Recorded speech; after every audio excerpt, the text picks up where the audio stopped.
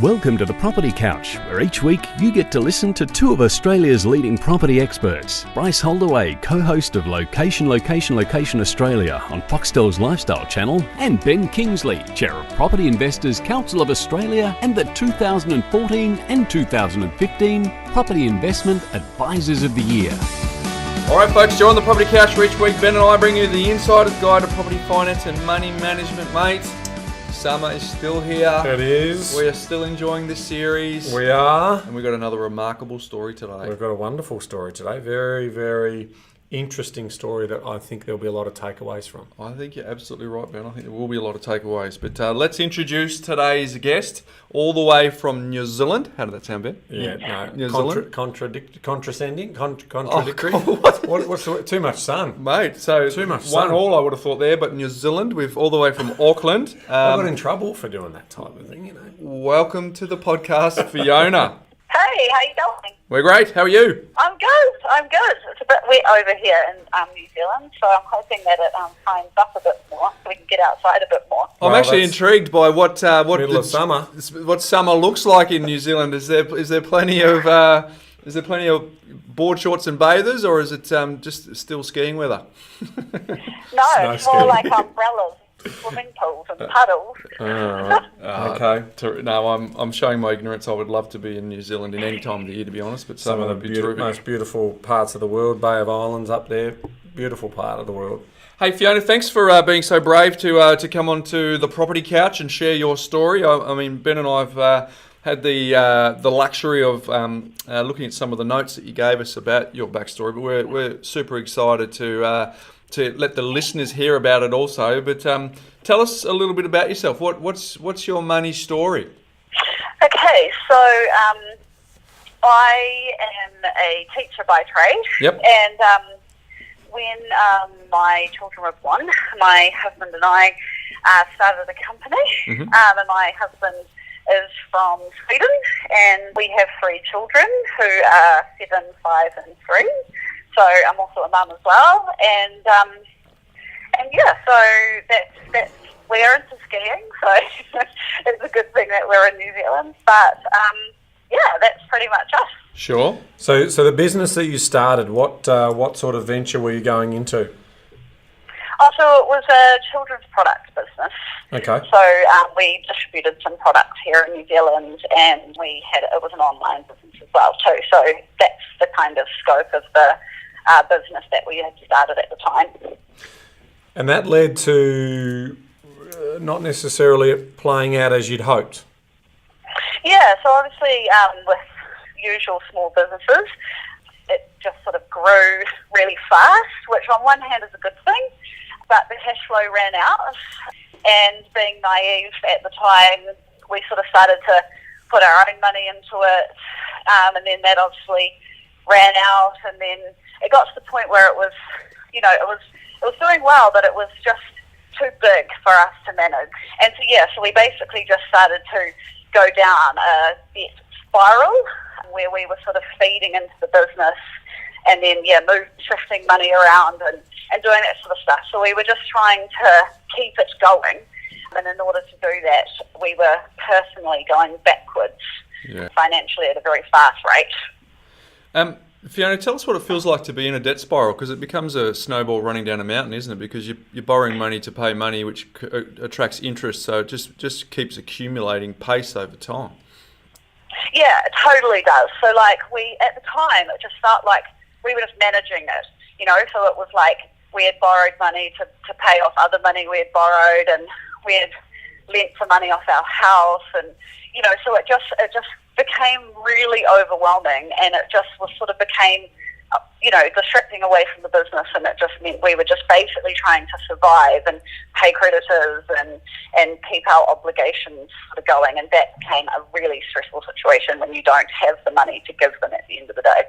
Yes. So it obviously raises the anxiety levels, and that's, when your health is your wealth, right? So when money's controlling you, there's no doubt that it can play on your level of well-being.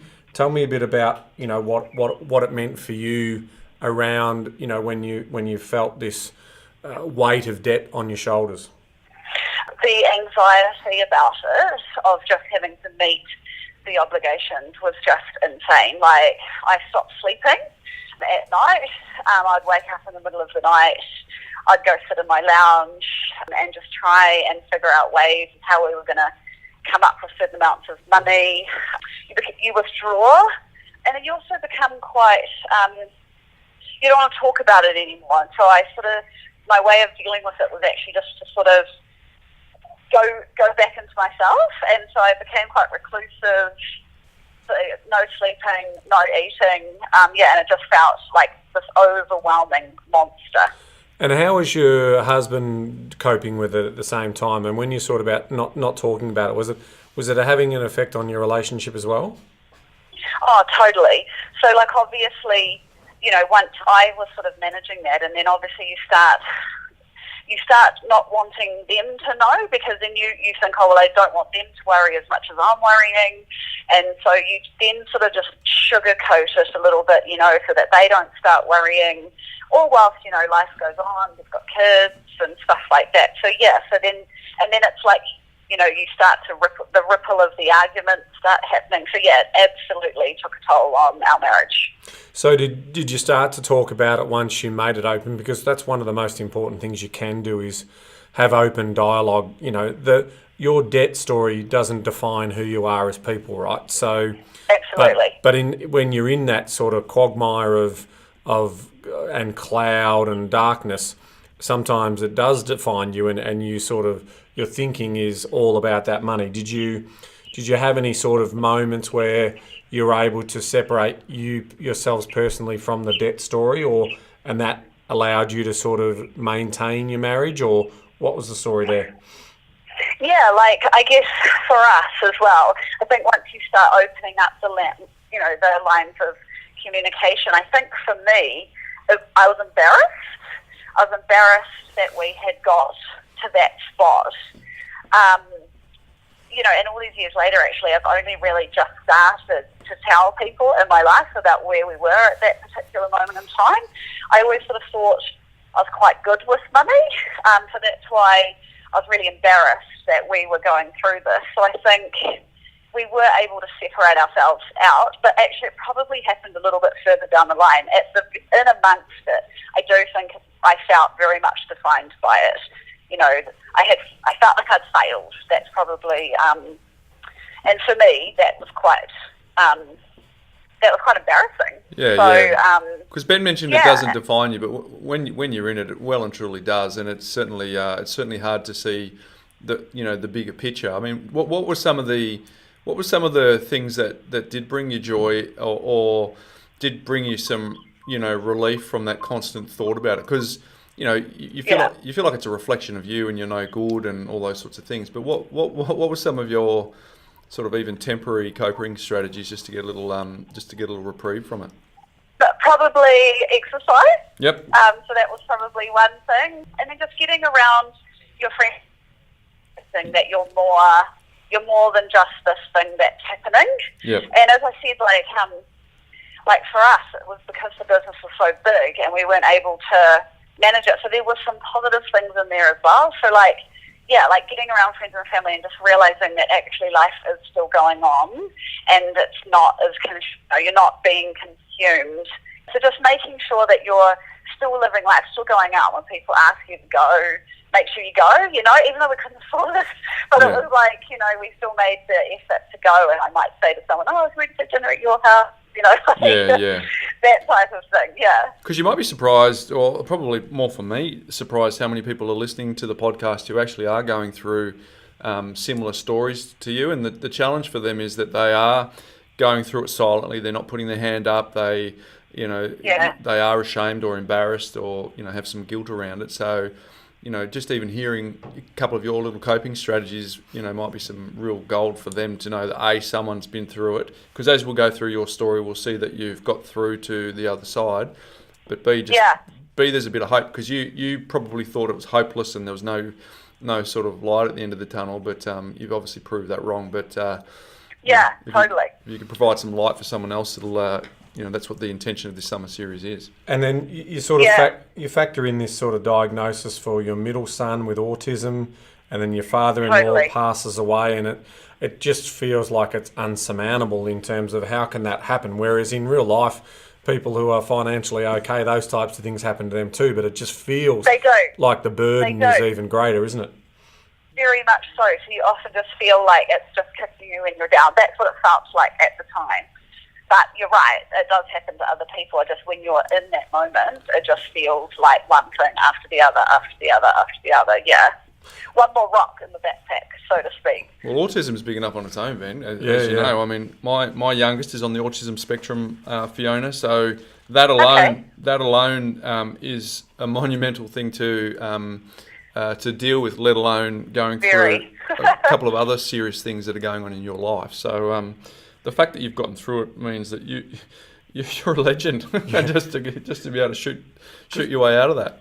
Because Yeah, he has taught me patience. Yeah. That he's a beautiful soul, and he has come into our lives to teach us patience amongst other things. So yeah, there's positives in that too. Yeah. So before we get out the other side and sort of start to think about what the life lessons and all those things were, what was that lowest point for you? What was the point where you felt that does it get any worse than this? I remember it very well. Obviously, I had said that I hid a lot of our problems because I was quite embarrassed, and I even hid it from people who are close to me. And one morning we woke up and we pretty much were down to hardly anything in the cupboard, and I had to call my mum to basically ask her to pay for some groceries of ours because all my cards had declined, and I didn't have the ability at that moment to move any more money around, and I just stood at the checkout crying, and and that was it. That was it for me. I was like, this is out of control, and I need to do something about it. And that was, for me, opening up and letting people close to me know was my lowest point of just not even being able to afford the basics. And that's when we just thought I needed to draw a line in the sand there and be like, I don't want to do this anymore. Something has to give. Yeah. And that was it. Are you happy to disclose to the listeners the sort of level, what sort of number we're talking about in terms of the peak of the debt crisis? Yeah, so the debt crisis got us up to about 120,000, Yep. and that was an accumulation of we'd taken out our loans to pay other loans. We had excess of 20,000 on personal credit cards. That we had taken out a refinance on our property. Yeah, so we were up at about 120,000. And so if we fast forward to now, Yeah. what does, if 120 is the peak debt and rock bottom, how are you tracking now? And in terms of putting some timeline on this, we're talking back in 2015, weren't we? Yeah, 2015, which is where it all kind of the wheels truly fell off. Yep. So currently today, we are sitting on approximately a 35%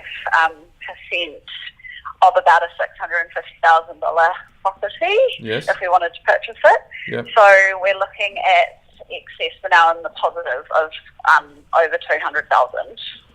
That's incredible. You've gone negative 120 to positive 200 in 3.5-4 years. That's remarkable. Yeah, it is. It's a real. It's been a slog, and I've worked harder than I have ever done before. But we're seeing progress, and I think when you start to see progress, it just sort of keeps you going. So yeah, we are really proud of ourselves. Really proud of ourselves. Yeah, you should be. And when, yeah. But your household income must be above average then, yeah? Yeah, we are. So obviously my husband is a tradie. Yep. So he obviously has his own side of things. Mm-hmm. And then I've been focusing on our property side of things. Okay. So, so we're doing not too bad. So let's step through that transformation. What do we do? I mean, we've got here some notes sort of talking about you started to increase your financial knowledge, so you wanted to get educated. So yep. Tell us about that. So I mean, what happened to the original business? Did we just close it down, or? Yeah, we decided to just close it down. We seriously considered going into voluntary liquidation, but we just felt like that just for us personally, it just wasn't where we wanted to go. So we decided just to close the business down and draw a line in the sand, and then sort of start from there. So that's kind of what we did with that. And then so you're no longer running that business. That frees up a bit of time for you. What's your next step? Like you discovered property as an investment class, and for our Australian listeners here, we need to understand that there are some different tax legislations in New Zealand whereby there's no capital gains for investors or owner-occupiers. So that's a big story there in terms of being able to potentially renovate properties for profit. But tell us, their LVR is they got to kick in a bigger deposit too. Yeah. So tell us what were the steps you did to retire that debt and get out the other side for positive. So it really started really basic. So obviously we didn't have any money. Mm-hmm. So I literally joined the library because I had been going with the kids. Yep. And I started to read books about financial literacy. So I just started to get books out. I wasn't looking for anything particular. I was just trying to look for anything that I could read or do in order to get us out from where we were. And I actually read your guys' book, The Armchair Guide. Mm-hmm. And I'm not actually a very big reader, so I really enjoyed the book.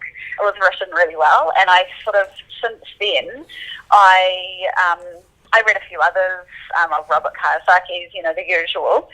And I then obviously realised that you guys had a podcast. So I started to listen to your podcast, and I just really started to, and I downloaded your Money Smart system, and it just made sense to me.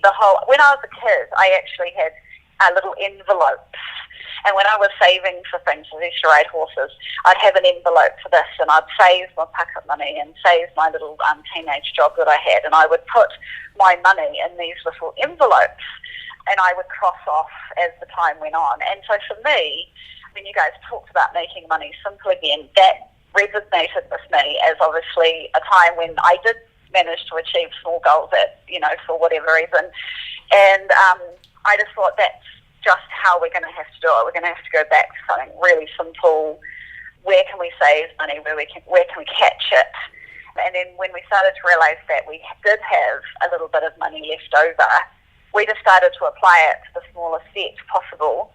And we just started from there, really, and we just kept on going. We just put one foot in front of the other, and we just kept on going, and that's basically how I started. Now, did you go back to teaching? Were you earning an income as well at the time, or was it just your husband's income? No, just my husband's income, because at that time as well, we also had the 3 kids. My third child. Yeah, wow. And, so I was just focused on that. And then obviously as the time went on, I started to see property as something that we could do. And I really liked the idea of setting up something that in the future would give us a passive income. That really made sense to me.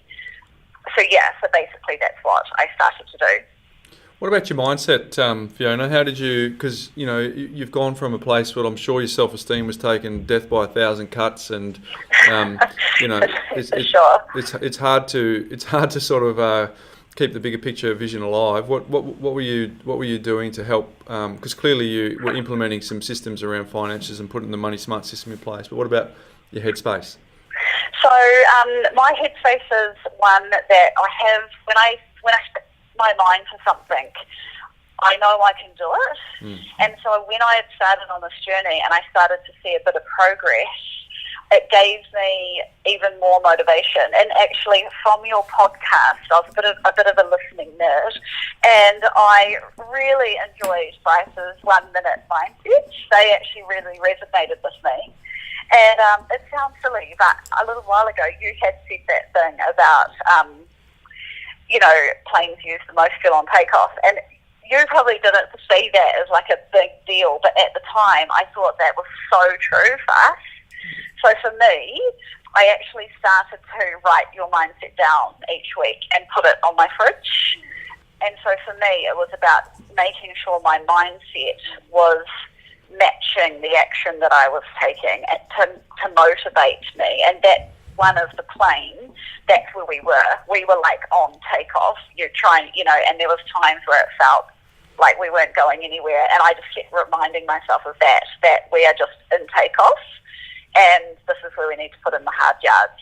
So for me, the mindset is probably also what got me changing my mindset and making sure I understood that it's not going to happen overnight, but we just had to keep going. So yeah, for me, mindset was probably one of the most important things in our journey to make sure I had right. Wow, I've got to say, if I was ever thinking of dropping the mindset minute, that's never going to happen again because you don't know the ripple effect. But thanks for sharing that. There's a circular reference in that too, isn't it? Like if you think about it, mindset, motivation, confidence, mindset, motivation, confidence, mindset. Totally. So it just circles and builds, and that's a great illustration, Fiona. Well, I think it's your thoughts affect your feelings affect your actions, and your actions affect your results. So but it all starts back, with a thought. I don't know if you've heard the episode with my own personal development coach, but he always talks about that. You're not only the actor in your own story, you're actually the script writer as well. You're writing the script, and you can determine which script you want to follow out. So yeah, it's really really encouraging to hear that that you were able to push through that.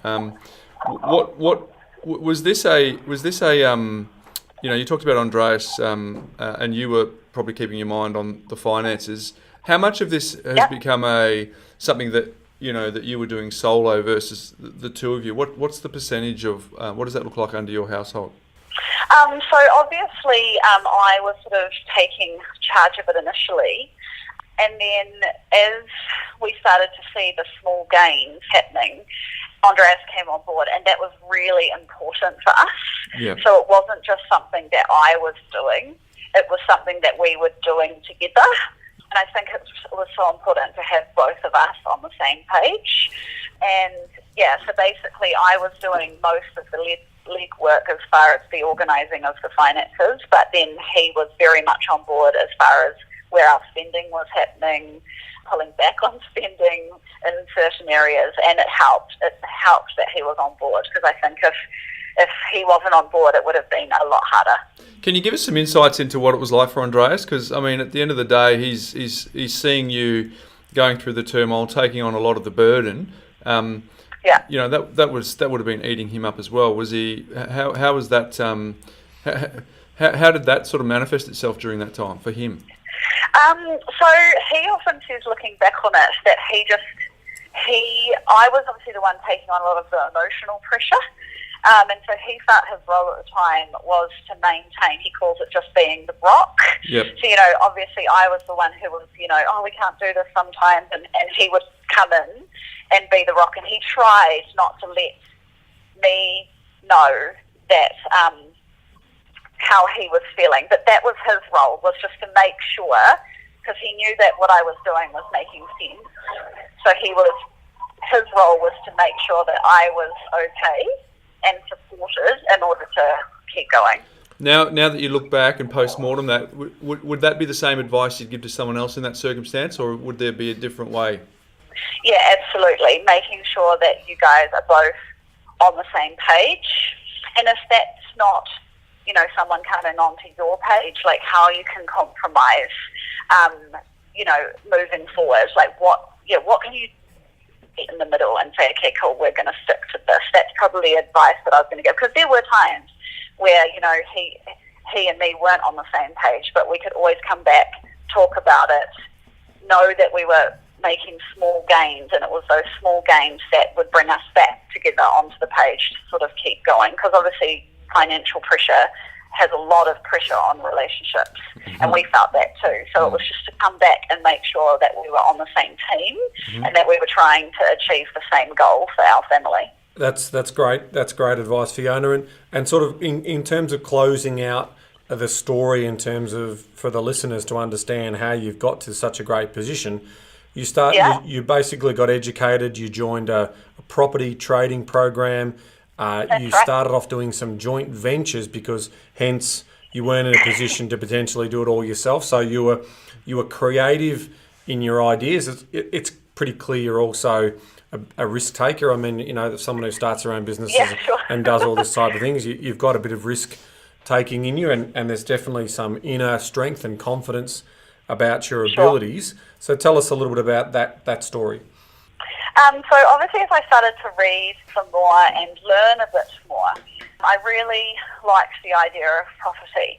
It was something that I thought that I could really put my head into and just see us doing it basically. But then we also had that big problem of like, well, we don't have any money.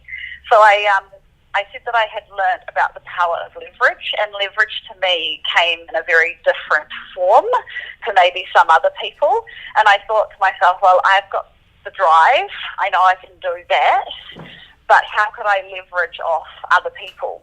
So I had gone to a seminar, and I liked what was on offer, and I joined up to the program, and I leveraged my ability to find a deal and build a relationship of other people who didn't have that much time, but they had the equity.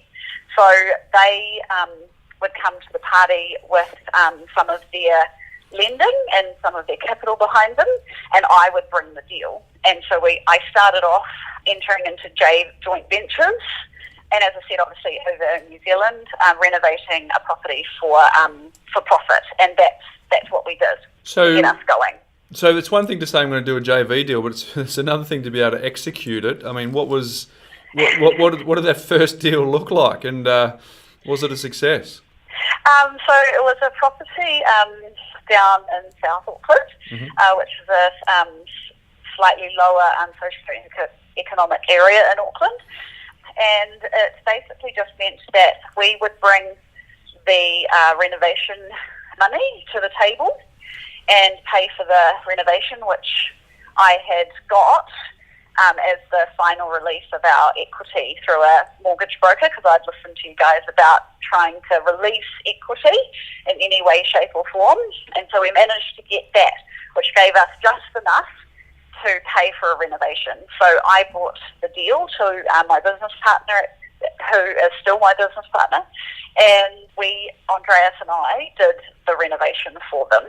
So it was like the blind leading the blind, but we got in some skilled people, and we have learned a lot.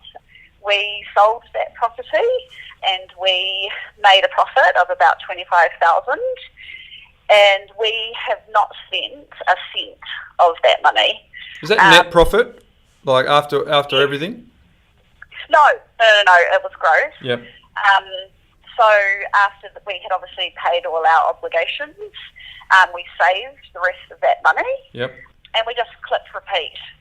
That's as simple as it was. It was just click repeat. It works, and we just did it over and over and over again. So for the benefit of the listeners, how many times was that over again? We've done 11 flips properties. Since July of 2017. Yeah. We have worked our butts off. It's only about 18 months for 11 properties. That's incredible. It's very... Yeah. And are we averaging around that 25,000 for each property? Yes. There you go. There, do the maths, everyone. You work that out pretty quickly. You can see whilst they're in positive in terms of how they've been able to retire their debt and be out the other side, and now you can start planning. Are you going to continue with this strategy? And again, it works in New Zealand a little bit better than it does here, but are you going to continue with that strategy, or are you looking to do some broader strategies that might yield you even higher returns? Yes, absolutely. So what we did with the trading side of things was we wanted to use the money to manufacture a deposit towards a hold property that we keep. So in the new year, our LVR have actually just changed in New Zealand, and we are looking to purchase our first property that we keep. And obviously, after listening to you guys, I have a fairly good idea of what type of property we're looking for. But that's it. We've literally crawled ourselves out of a hole, and as I said, we have worked our butts off. And it feels amazing to actually be in this position. It felt unachievable. I feel like we have achieved what felt like the unachievable. Sounds like the plane's levelled off there, Fiona. Well, I'm right in the middle of the renovation at the moment. It doesn't quite feel that. but hey, if we've just got to the top, it's awesome. It's an awesome feeling, and it's awesome to look back and realise that, that hard work does pay off. Now, Fiona, before we round out the property part of the story, a couple of things for our listeners. Firstly, you obviously focused on the lower socio-economic areas or demographic areas, as you refer to. That's where you're able to buy and flip. But Auckland's obviously, New Zealand's largest city. It's your financial capital. The principles that we talk about on the Property Couch for the Australian market around owner-occupier appeal, demographic profiling, scarcity, practicality, livability. Do those principles apply in Auckland as well? Yeah, absolutely. So they're very transferable. So for us, with the renovation properties, we tried to look for properties that were under market value, make our money when we bought the property. And so we very much have the same fundamentals as far as our Auckland property market goes.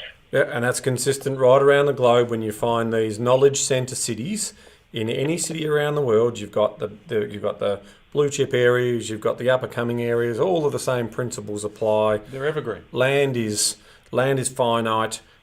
People have status, human interest, and human behaviour overlays. And if you can source those locations, you're going to be well served to get not only good capital growth, but now the plane's levelling out for you and you buy and hold, you're going to start to enjoy some of that passive income as well as that longer term capital growth. Yeah, absolutely, and that's just where we're heading. So we're just continuing, put one foot in front of the other, and just trying to keep going so we can achieve those goals. Now, Fiona, they're finally closer than we think. Yeah, you are. Well, I was going to go to that because you've taken us to the, feel like we can try your story on for size and be there in the trenches with you when you're going through the tough times. But it's nice for this story to have a really great ending. What's the vision now? What is the goal? Where's this plane headed? I mean, you've obviously got the first purchase. You've found a repeatable formula, but where are your dreams now financially and for you and your family? So for us, it would be to replace Andreas's income. Mm-hmm. So obviously that's not going to happen overnight, but it is to buy the key properties in the good location and click repeat on that as quick as that formula will allow us to do. And then if we could replace Andreas' salary, then it would be great. We plan on, one of our goals is that we would like to take our kids travelling, and so that's a sort of goal that we would like to have if the passive income is there to support us while we're away on that journey. Brilliant. So as we finish off this wonderful, sort of educational story that you provided for us in your real life, Fiona, have you got any other messages that you want to share for the listeners? Is there any other takeaways that you want to highlight for us? Yeah, can I add to that? Like, what would you hope sharing your story would do for the listener, but also for yourself? I think one of my biggest things is just take action. I think there's so many ways where I could have just got stuck in reading book after book after book. It wasn't until I actually took some of the knowledge, applied it, and took the action that allowed for the progress to happen. And I think for me, it's just don't ever think you're out.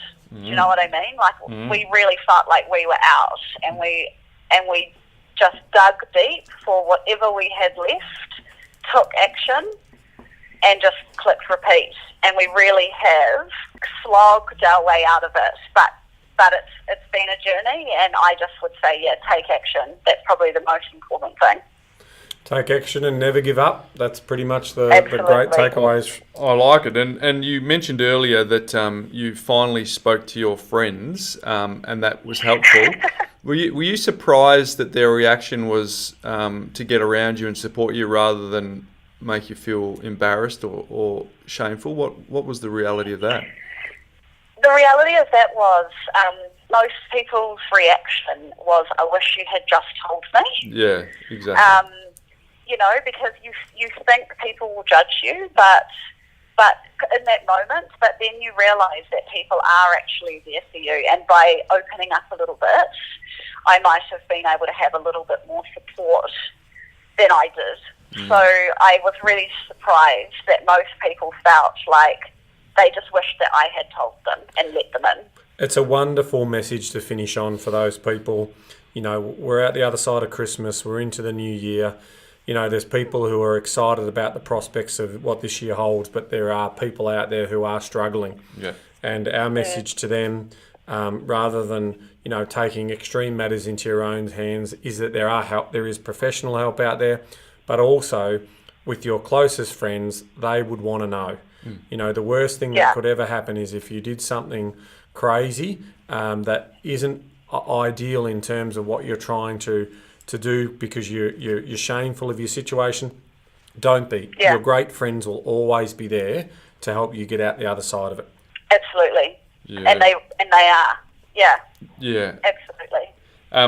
What a terrific transformation in your world, Fiona, for you and Andreas and the three kids. I think it's I've enjoyed the opportunity to look under the bonnet of your story. I've said it a couple of times. I'll say it again. You're really brave and courageous to be so transparent. But what I will say, like the plane taking off, someone's going to hear this story of yours, and it's actually going to transform their life. So I think that's I think it's a real credit to you for being that authentic and that transparent. So we thank you for being a part of our summer series. Thank you for paying it forward. Absolutely, and we hope we were gentle on you. And again, thanks for sharing your story. Oh, thanks for the opportunity. It's a pleasure. Terrific, Ben. How good was that? That was phenomenal. Yep, love those stories. It was almost like a plot in a movie, wasn't it? Because the story was set up about where we went at the beginning, and then it just finished with a wonderful ending. So, but you can have a go at something and fail, but also recover from that position as well, right? Yeah. A lot of people maybe try something, doesn't work out for them, and they just say, "This is my plot in life." It isn't. No. For those people who can find that inner strength, that mindset, that motivation, and some confidence to say, well, wait a minute, I'm educated, but I need to get more educated. I can come out the other side and transform. Yeah, and no excuses. Fiona was at home with her back against the wall with a young child, with two others already there, so there's lots in there. Well, Ben, I think Fiona just personified your sign-off message, so I think it's an appropriate time to say, mate, until next episode. Knowledge is empowering, Bryce, but only if you act on it. And Fiona certainly did. Fiona certainly did. There you go, folks. We'll see you next time. Want more great content from The Property Couch? If you haven't had a chance to go back to the foundational episodes, we got good news for you. Go to thepropertycouch.com.au/TPC20 and check out the free binge guide, which gives you the insights you need from the first 20 episodes, where we unpack the foundational pillars of the Insider's Guide to Property, Finance and Money Management. It's completely free and available now.